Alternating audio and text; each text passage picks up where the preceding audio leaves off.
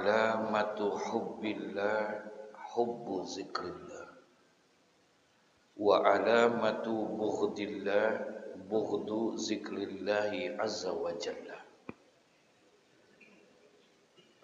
Kita lanjutkan kajian kita, masih membahas tentang fi fadilati zikrillahi ta'ala, yakni di dalam menjelaskan dan menerangkan tentang fadilah berzikir kepada Allah Subhanahu wa ta'ala. Sebagaimana yang sudah dijelaskan bahwa berzikir kepada Allah Subhanahu wa ta'ala adalah merupakan satu perintah dari Allah Subhanahu wa ta'ala agar kita selalu mengingat kepada Allah. Zikir adalah ibadah yang tidak terikat dengan tempat dan tidak terikat dengan waktu. Beda dengan ibadah-ibadah yang lainnya. Ibadah sholat, dia tidak terikat dengan tempat tapi terikat dengan waktu. Artinya sholat bisa dilakukan di mana saja. Tidak terikat dia. Di rumah boleh, di masjid boleh, di musola boleh, di pasar boleh, di mana saja boleh. Tapi dia terikat dengan waktu. Enggak bisa kita melaksanakan sholat dengan sembarangan waktu. Tidak sah sholat kita kalau sembahyang belum waktunya. Sembahyang subuh jam 8 pagi. Ya, enggak sah. Atau sembahyang zuhur jam 10 pagi misalnya. Dia terikat sama waktu. Walaupun tempat boleh di mana saja. Ada ibadah yang terikat dengan waktu dan terikat juga dengan tempat. Ibadah haji misalnya, dia terikat dengan tempat. Gak bisa kita berangkat haji di sembarangan tempat. Tempatnya sudah ditentukan. Ya, untuk pelaksanaan ibadah haji, salah satu tempat yang menjadikan puncak ibadah haji itu Arafah. Sehingga Nabi pernah mengatakan al-hajju Arafah. Haji adalah wukuf di padang Arafah. Ya, tempatnya khusus. Gak bisa dia pergi haji sampai Pondok Gede doang. Gak bisa, bukan tempatnya. Dan waktunya juga terikat. Al-hajju ashhurum ma'lumat. Jadi waktu haji itu sudah di dalam bulan-bulan yang memang sudah ditentukan. Nggak bisa dia melaksanakan ibadah haji di bulan selain bulan yang ditentukan oleh Allah. Sekalipun bulan itu bulan yang mulia. Bulan Muharram misalnya. Bulan Ramadan misalnya. Bulan Rabiul Awal misalnya. Melaksanakan ibadah haji yang nggak bisa, bukan waktunya. Beda dengan ibadah zikir. Zikir, ibadah yang tidak terikat dengan tempat dan juga tidak terikat dengan waktu. Kapan saja kita mau melakukan boleh. Zikir pagi-pagi boleh nggak? Pagi-pagi boleh nggak? Sore, siang, malam boleh saja. Dan dia tidak terikat di tempatnya. Tempatnya tidak terikat. Artinya di mana saja bisa kita berzikir. Kecuali memang di tempat-tempat yang memang dilarang, dimakruhkan kita ya berzikir, maaf, di kamar mandi misalnya. Nah, makruh hukumnya kita ya berzikir di tempat-tempat perbuatan maksiat, nggak boleh kita berzikir. Nah, dilanjutkan hadisnya, kata Nabi sallallahu alaihi wasallam, wa qala sallallahu alaihi wasallam, dan telah bersabda baginda Nabi kita Muhammad sallallahu alaihi wasallam, alamatu hubbillah hubbu zikrillah. Masya Allah. Kata Nabi, alamatu hubbillah, tanda cinta kepada Allah, hubbu zikrillah, adalah mencintai zikir kepada Allah. Itu salah satu tanda di antara tanda kita mencintai Allah adalah dengan berzikir kepada Allah Subhanahu wa taala. Senang dia berzikir. Enggak akan mungkin kita mencintai sesuatu tapi tidak banyak menyebut-nyebut nama yang kita cintai. Sudah menjadi sunnatullah, sudah menjadi hukum alam. Kalau kita mencintai sesuatu, kita senang kepada sesuatu, pasti kita akan banyak menyebut-nyebut apa yang kita cintai itu. Begitu enggak kira-kira? Kalau kita mencintai sesuatu, man ahabba syai'an fa aktsaru min zikrihi. Barang siapa yang mencintai sesuatu, maka dia akan banyak menyebut-nyebut nama yang dia cintai. Termasuk dusta cintanya kalau dia tidak pernah mau menyebut-nyebut nama cintanya. Cinta kepada Allah tapi tidak pernah berzikir kepada Allah Subhanahu wa taala. Sesuatu yang mustahil. Bagaimana mungkin akan bisa melekat kecintaannya di dalam dirinya kalau dia tidak memperbanyak untuk menyebut-nyebut nama. Sama dengan bagaimana kita mencintai baginda Nabi Muhammad, tapi kita tidak pernah mau menyebut-nyebut nama Nabi Muhammad, tidak mau bersalawat kepada Nabi Muhammad. Tidak akan mungkin tumbuh kecintaan itu dalam diri kita. Termasuk dusta kita. Kalau kita mencintai Nabi, tapi tidak pernah mau menyebut nama Nabi, yaitu dengan membaca salawat kepada Nabi Muhammad. Masya Allah. Ya, ngaku luang cinta sama siapa? Nabi, tapi tidak pernah mau bersalawat. Makanya kata Nabi Shallallahu Alaihi Wasallam di dalam bab yang sudah kita lewati itu, Inna aulan nasi bi yaumal qiyamah. Sesungguhnya manusia yang paling dekat dengan aku, kata Nabi. Sesungguhnya manusia yang paling dekat dengan aku nanti pada hari kiamat, siapa mereka? Ternyata kita bisa juga untuk menjadi orang yang dekat sama Nabi Muhammad. Walaupun kita tidak pernah hidup bersama Nabi Muhammad, walaupun kita tidak pernah melihat Nabi Muhammad, kita tidak pernah berjumpa dengan Nabi Muhammad, tapi insya Allah kita bisa dekat dengan Nabi Muhammad. Nanti yaumul qiyamah kita bisa duduk bersama dengan Nabi Muhammad. Tapi syaratnya itu, inna aulan nasi bi yaumul qiyamah, manusia yang paling dekat dengan aku nanti pada hari kiamat, aksaruhum alayya salatan, adalah mereka yang paling banyak bersalawatnya kepada aku, kata Nabi Muhammad. Masya Allah. Yang paling banyak bersalawatnya kepada aku, kata Nabi Muhammad, maka insya Allah dia akan menjadi orang yang paling dekat dengan Nabi Muhammad. Begitu juga hubungan kita kepada Allah. Semakin kita banyak berzikir kepada Allah, maka akan semakin dekat kita kepada Allah. Allah akan semakin dekat juga kepada kita. Alamatu hubbillah hubbu zikrillah.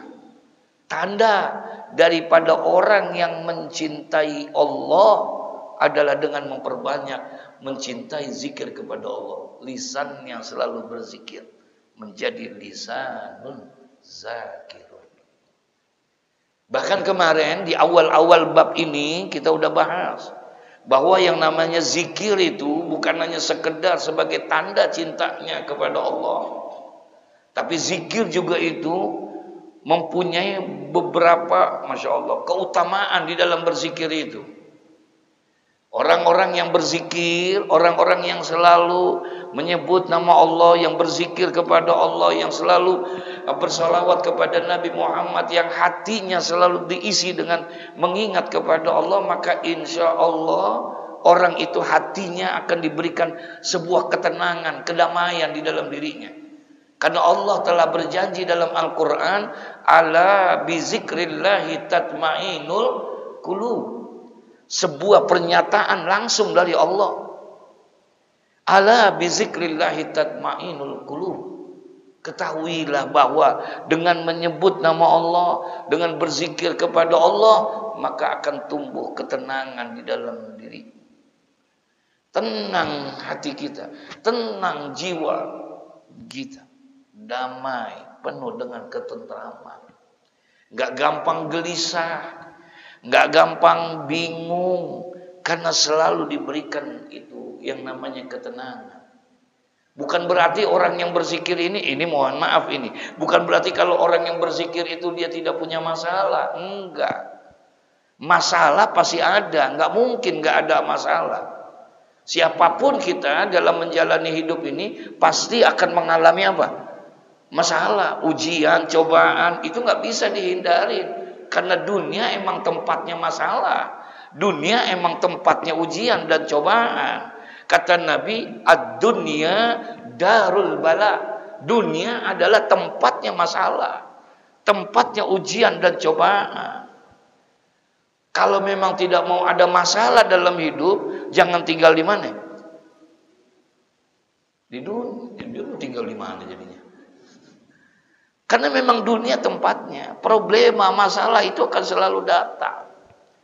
Sebenarnya bedanya kalau orang yang selalu berzikir kepada Allah, orang yang selalu melaksanakan perintah Allah, menjauhkan larangan Allah, tumbuh keyakinan di dalam dirinya. Allah berikan satu pernyataan. Kalau kamu ingat kepadaku, kata Allah, maka hatimu aku akan tenangkan. Menyikapi masalah itu bisa menyelesaikan dengan baik, penuh dengan ketenangan. Enggak gerabak gerubuk di dalam menyelesaikan masalah. Ya, di dalam menyelesaikan masalah itu tidak gerabak gerubuk. Rasulullah bukan gak punya masalah. Ya, mohon maaf ini. Nabi punya masalah nggak? Halo? Ini diem aja lagi banyak masalah kali ya. Rasulullah punya masalah nggak? Punya nggak? Kira-kira nih mohon maaf nih. Kira-kira masalahnya Rasulullah sama masalah kita banyakan siapa? Hah? Banyakan masalah Rasulullah. Kira-kira masalahnya lebih berat masalah siapa? Masalah Nabi apa masalah kita? Hah? Masalah Nabi dibandingkan masalah kita. Terlalu banyak masalah yang ditimpa kepada Rasulullah. Terlalu banyak masalahnya, problemanya, Masya Allah, luar biasa. Rasulullah selalu memikirkan bagaimana tentang umatnya. Tentang umatnya dipikirin sama Nabi. Bagaimana caranya untuk memberikan yang terbaik di dunia dan di akhirat. Ditumbuhkan kecintaannya kepada umatnya. Masya Allah, Masya Allah. Rela dia mengorbankan jiwa dan raganya hanya untuk kepentingan umat. Satu hari Sayyidina Umar Ibnul Khattab datang ke rumah Rasulullah karena beberapa hari nggak ketemu dengan Rasulullah. Dia datang ke rumah Rasulullah sallallahu alaihi wasallam, "Assalamualaikum warahmatullah." Dijawab, Sayyidatuna Fatimah menjawab, "Waalaikumsalam." "Ya Fatimah, aku sudah beberapa hari enggak ketemu dengan ayahmu, dengan Rasulullah. Apakah boleh aku bisa berjumpa?" "Di mana ayahmu?" "Ada di dalam kamar."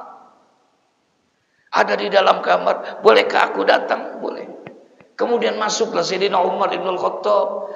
Dia buka itu tirai rumah kamarnya Nabi Muhammad. Dia buka itu jendela apa namanya? Hordeng apa namanya ya? Dia buka itu tirainya kamarnya Nabi Muhammad. Ketika dia masuk, nangis Sayyidina Umar Ibnul Khattab. Kenapa dia menangis? Karena dia lihat Rasulullah sedang berbaring di atas lantai tanah. Karena Rasulullah tidak tidur di atas kasur berbusa. Rasulullah sedang tidur di situ. Nangis Sayyidina Umar Ibnul Khattab melihat bagaimana kondisinya Nabi Muhammad. Karena pada saat itu Nabi Muhammad mukanya begitu pucat, badannya begitu kurus, perutnya begitu tipis, sedang diikat dengan sorbannya karena saking menahan apa? Laparnya dia. Ditanya oleh Sayyidina Umar Ibnul Khattab, "Ya Rasulullah, apakah engkau sakit ya Rasulullah?" "Tidak ya Umar, aku tidak sakit. Tapi wajahmu begitu pucat, badanmu begitu kurus, perutmu begitu tipis. Apakah engkau sakit?" "Tidak ya Umar, aku tidak sakit. Tapi memang sudah beberapa hari ini tidak ada satupun makanan dan minuman yang masuk ke dalam tubuhku." "Kenapa engkau tidak makan? Kenapa engkau tidak minum seperti itu?" "Aku sedang merasakan lapar yang sangat, dengan harapan aku hanya minta kepada Allah. Mudah-mudahan lapar yang aku rasakan ini nanti yaumul kiamah bisa menghapuskan dosa daripada umat-umatku," katanya. Laparnya. Dia rela korban baper supaya nanti umatnya tidak mendapatkan apa? Dosa. Masya Allah. Ada yang model begitu pemimpin.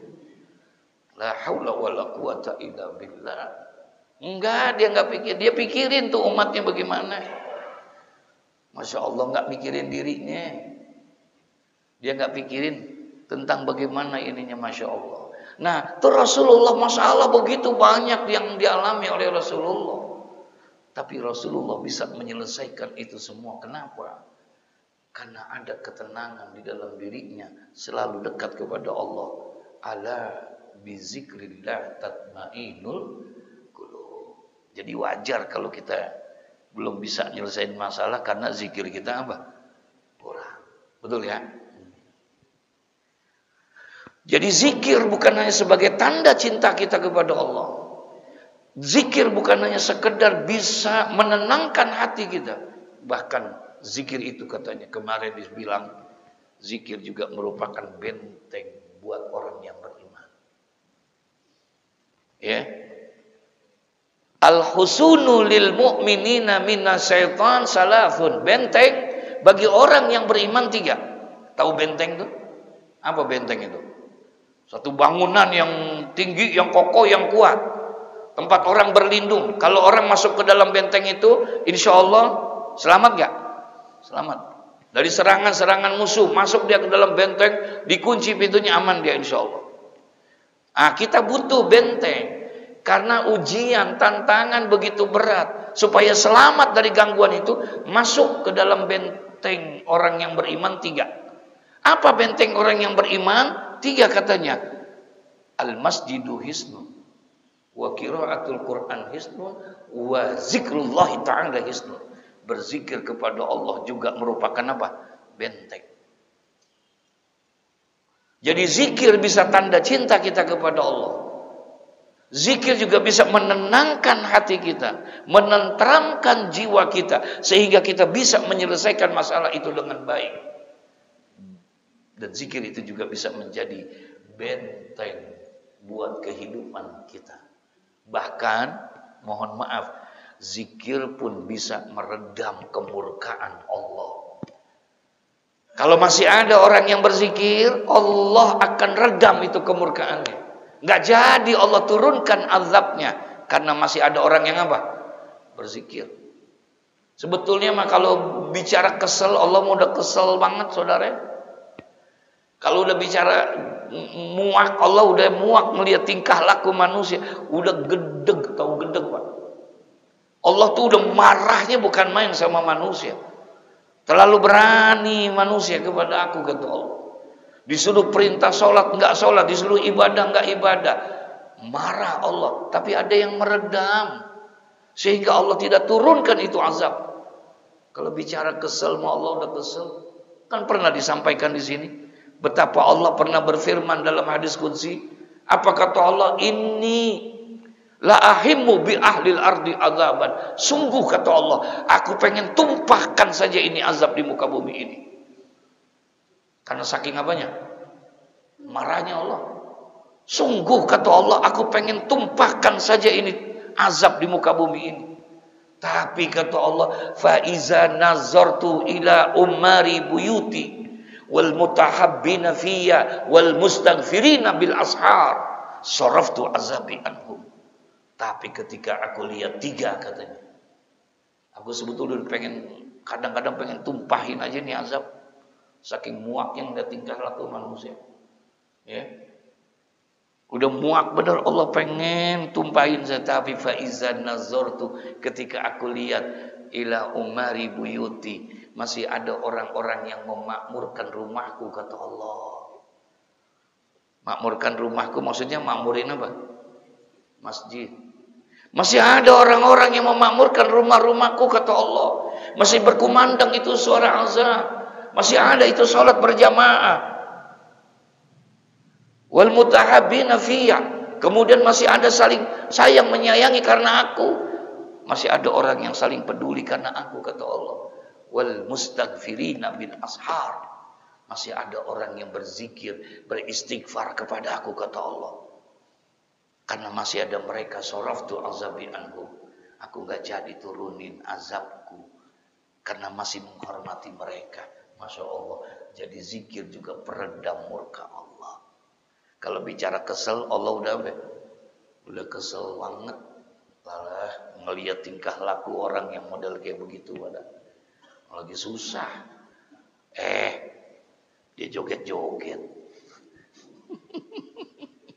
Astagfirullahaladzim, la haula wala quwata illa billah. Nih, alamatu hubbillah, hubbu zikrillah. Tandanya cinta kepada Allah adalah mencintai zikir kepada Allah. Allah, Allah, Allah, Allah, Allah, Allah. Zikir apa saja yang kita bisa untuk menumbuhkan kecintaan kita, sambungkan hubungan batiniah kita kepada Allah Subhanahu wa taala. Banyak, apalagi Imam Nawawi menulis ada kitab namanya Al-Azkar. Di situ dijelaskan tentang zikir-zikir kita dari hidup dan kehidupan kita. Bahkan diajarkan oleh baginda Nabi Muhammad SAW di waktu pagi dan di waktu sore. Kalau seandainya kita pengen tercegah daripada kefakiran, ya, tercegah daripada kefakiran, Allah akan hindarkan kita daripada kefakiran. Fakir apa saja? Fakir ilmu, fakir harta, fakir tenaga, fakir semua. Diajarin, suruh baca zikir kepada Allah. Baca pagi 100, sore 100. La ilaha illallah Muhammadur Rasulullah al-malikul haqqul mubin. La ilaha illallah Muhammadur Rasulullah al-malikul haqqul mubin. 100 kali pagi, 100 kali sore. Allah akan berikan itu. Allah akan cegahkan kefakiran dalam diri kita. Masya Allah. Insya Allah. Yang jadi masalahnya, bacanya sih gampang, ngamalinnya susah. Makanya tadi imam kita, Ustaz Fikri baca tuh doa. Di antara doa yang beliau baca ada doa tadi. Ya, minta sama Allah, Allahumma a'inna ala zikrika wa syukrika wa husna ibadah. Dibacakan tadi. Allahumma a'inna ala zikrika, ya Allah tolong kami, ya Allah bantu kami ala zikrika, agar kami bisa berzikir kepadamu. Emang gampang baca la ilaha illallah? Emang gampang kok menyebut la ilaha illallah Muhammadur Rasulullah? Tapi kalau bukan karena pertolonganmu, nggak bisa ya Allah. Bantu aku, tolong aku agar aku bisa berzikir kepadamu. Kalau nggak ada pertolongan, berat. Betul ya? Iya. Buktinya, coba aja kita lihat. Dari pagi sampai sore, lebih banyak ngomongin orang apa banyakan zikir nih kita? Halo? Iya, Masya Allah. Alamatu hubbillah, hubbu zikrillah. Wa alamatu bughdillah, bughdu zikrillahi azza wa jalla. Dan tanda daripada orang yang jauh sama Allah adalah jauh dengan berzikir kepada Allah subhanahu wa ta'ala. Dekatkan diri kita kepada Allah. Kalau Allah sudah dekat dengan kita, maka insya Allah jangankan yang kita minta, yang tidak kita minta pun pasti diberikan oleh Allah, insya Allah. Masya Allah. Wa qala sallallahu alaihi wasallam hikayatan anillahi ta'ala, ya, dan telah bersabda Nabi sallallahu alaihi wasallam mengisahkan tentang firman dari Allah Subhanahu wa taala, di mana Allah pernah berfirman dalam sebuah hadis qudsinya. Apa kata Allah? Ana ma'a abdi idza zakarani wa taharrakat bi safatahu. Allah yang bilang, kata Allah Subhanahu wa taala dalam hadis qudsi, Allah berfirman, ana ma'a abdi, aku ini, kata Allah, ma'a abdi, akan bersama dengan hambaku. Aku akan bersama dengan hambaku. Kapan? Iza zakaroni, apabila dia berzikir kepadaku, apabila dia mengingat kepadaku, maka aku akan bersama dengan orang itu. Wa taharrakat bi safatahu, dengan bergerak-gerak dengan sebab berzikir kepadaku akan lidahnya. Allah, Allah, Allah, Allah, Allah. Subhanallah, subhanallah, subhanallah, alhamdulillah, alhamdulillah, alhamdulillah, alhamdulillah. Masya Allah, nikmat Allah kasih. Nikmat yang Allah kasih Banyak apa enggak? Yang Allah kasih sama kita banyak enggak? At-tahaddusu bi nikmatillahi syukrun. Kalau kita dapetin nikmat, seharusnya ngucapin apa? Alhamdulillah. Tuh nikmat segitu banyaknya tuh Allah kasih, kagak pernah ada satu saat pun Allah berhentikan nikmat sama kita. Enggak, Allah enggak pernah lupa ngasih nikmat sama kita. Tapi dari sekian banyak nikmat-nikmat yang Allah berikan, ya Allah, nih mulut susah bener ngucapin alhamdulillahnya. Betul? Iya, susah banget kita ngucapin. Sekedar ngucapin alhamdulillah, alhamdulillah, alhamdulillah. Untung kita sembahyang. Akhirnya juga ada tuh baca habis sembahyang, ya kita baca. Ilahi Rabbi subhanallah, subhanallah, subhanallah, alhamdulillah, alhamdulillah. Untung sembahyang. Itu juga kalau zikir. Ada juga orang habis sembahyang langsung apa? Jadi berat banget kita zikir ini. Ya Rabbana, Masya Allah, Masya Allah. Ana, kata Allah. Allah yang bilang ini. Apa kata Allah? Ana ma'a abdi. Aku ini akan bersama dengan hambaku. Aku akan selalu bersama dengan hambaku. Iza zakaroni. Apabila hambaku itu berzikir mengingat kepadaku, wa taharrakat bisafatahu, yaitu dan bergerak-gerak dengan sebab berzikir kepadaku, akan apanya? Kedua bibirnya itu berzikir kepada Allah Subhanahu. Wa qala sallallahu alaihi wasallam zikrullahi ta'ala bil ghada wal 'ashiyyi afdalu min darbis suyufi fi sabilillah. Masyaallah. Ya. Wa qala sallallahu alaihi wasallam, dan di lain hadis Rasulullah sallallahu alaihi wasallam kembali bersabda, apa kata Nabi? Zikrullahi ta'ala bil ghada wal 'ashiyyi. Berzikir kepada Allah Subhanahu wa taala bil ghada, di waktu pagi. Ya, wal 'ashiyyi, dan juga di waktu sore. Dia berzikir di waktu pagi dan di waktu sore. Itu afdalu min darbi suyufi fi sabilillah. Itu lebih utama kata Nabi Muhammad daripada apa? Min darbi suyufi fi sabilillah, daripada dia memacungkan pedang-pedangnya ketika pada saat berjuang di jalan Allah Subhanahu wa taala. Ketika dia berjihad di jalan Allah, ternyata ada yang lebih utama, zikir di waktu pagi. Mungkin kita tidak bisa berjuang, ya, karena faktor usia, karena faktor keadaan kita tidak bisa ke medan perang. Tapi ada amalan yang bisa kita amalkan yang nilainya lebih utama dari itu semua. Apa? Yaitu adalah dengan berzikir kepada Allah Subhanahu wa taala. Ini Rasulullah berikan ini buat siapa? Buat orang-orang yang tidak ikut berperang di jalan Allah. Padahal jihad di jalan Allah pahalanya besar enggak? Jihad di jalan Allah pahalanya luar biasa. Besarnya luar biasa. Allah berikan itu pahala ganjaran bagi orang-orang yang berperang di jalan Allah, berjihad di jalan Allah sampai meninggal dunia di jalan Allah. Ketika pada saat itu perang, maka dia mendapatkan ganjaran yang luar biasa. Tapi ada orang-orang yang tidak boleh ikut berperang ke sana. Siapa? Yang pertama kaum wanita, ibu-ibu, anak-anak, orang-orang yang tua yang sudah lanjut usianya. Kalian tidak perlu datang ke sana, cukup kalian di rumah. Insya Allah walaupun di rumah kalian bisa mendapatkan ganjaran yang lebih besar. Kapan? Zikrullahi ta'ala bil ghada wal 'ashiyyi. Berzikirlah kamu kepada Allah di waktu pagi dan di waktu sore. Kalau itu yang kamu lakukan, banyak berzikir kepada Allah, mengingat kepada Allah, maka insya Allah afdalu min darbis suyufi fi sabilillah. Itu lebih utama buat dirimu. Ya, buat dirimu itu lebih utama daripada orang yang berperang. Ini bukan buat semua orang. Kalau ini diamalin jangan bakal ada yang perang semua ntar. Ya, akan tertindas. Buat yang muda, buat yang gagah, buat laki-laki yang bisa mampu melawan, itu lebih utama untuk bisa begitu. Tapi buat orang yang tua, paham maksudnya? Buat orang yang sama kayak ada hadis niatul mu'min khairun min amalihi. Niatnya orang yang beriman itu jauh lebih baik daripada amalnya. Niatnya itu jauh lebih baik daripada orang yang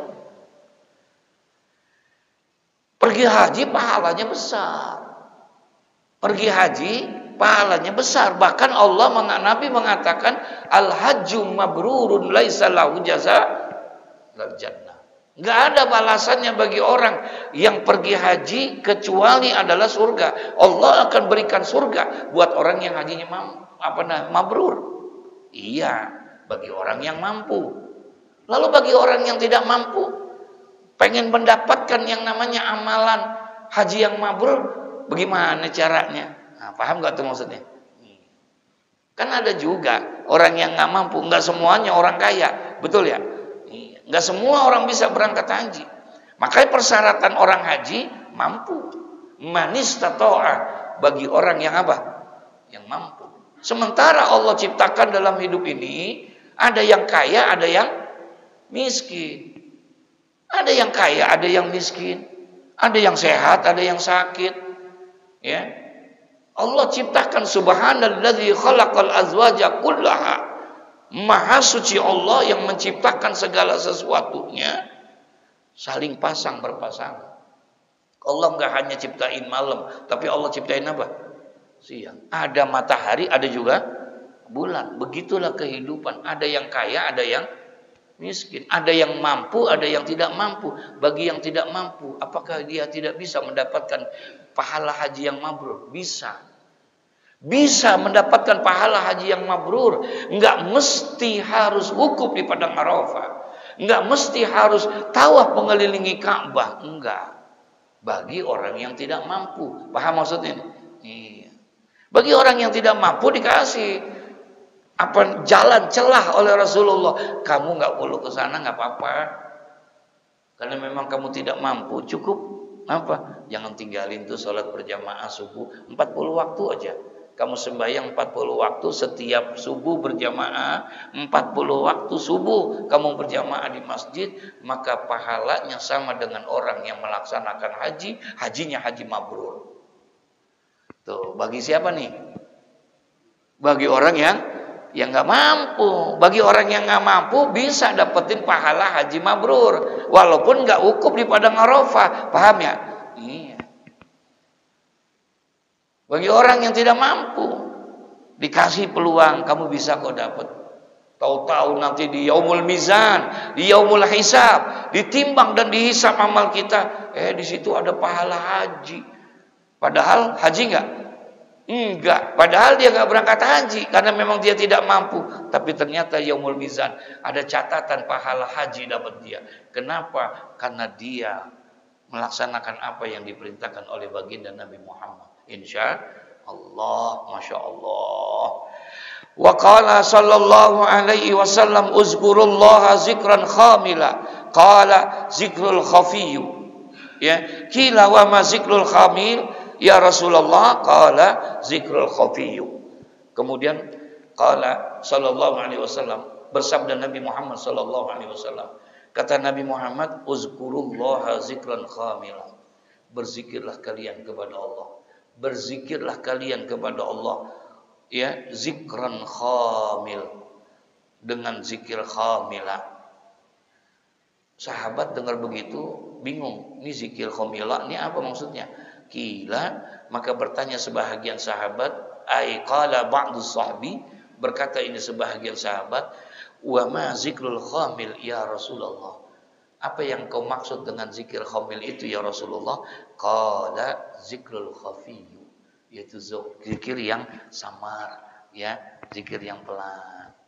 Dalam sendiri nih dia berzikir Allah, Allah, bangun di waktu malam dia berzikir dengan pelan. Allah, Allah, Allah, Allah, Allah. Sudah satu nyebut nama Allah, Allah, Allah, Allah, Allah. Itu kalau kita baca dalam keheningan malam dengan ini, masya Allah, ya Allah, ya Allah, ya Allah. Ini air mata mengalir aja nih. Padahal hanya baca apa? Ya Allah, ya Allah, ya Allah. Nama Allah banyak gak? Nama Allah banyak gak? Ada berapa nama Allah? Ada berapa? 99 yang ada di Quran. Itu yang disebut dengan Asmaul Husna. Tapi di kitab Taurat ada 3.000 nama Allah. Di kitab Injil ada 300 nama Allah. Di kitab Zabur banyak nama Allah. Jadi yang mengetahui nama Allah itu hanya Allah. Sementara di Al-Quran ada 99. Wallahu alladzi la ilaha illa huwa alimul ghaibi wasyahadah huwar rahmanur rahim. Wallahu alladzi la ilaha illa huwal malikul quddusus salamul mu'min. Assalamul mu'minul muhaiminul azizul jabbarul mutakabbir. Subhanallahi amma yusrikun. Wallahul khaliqul bari'ul musawwirul lahul asma'ul husna.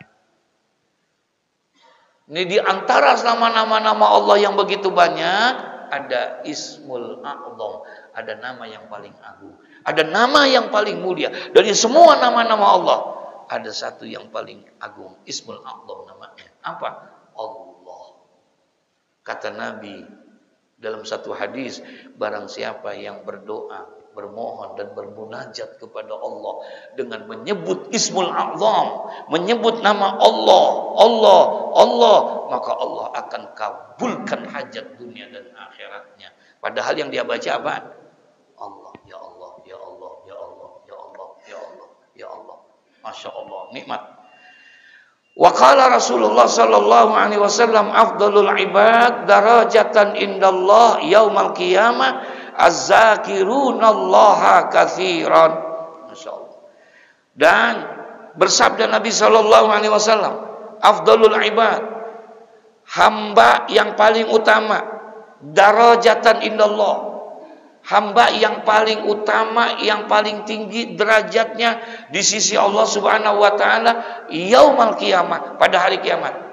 Siapa nih hamba yang paling tinggi derajatnya di sisi Allah nanti pada hari kiamat? Apa? Az-zakirunallaha katsiran.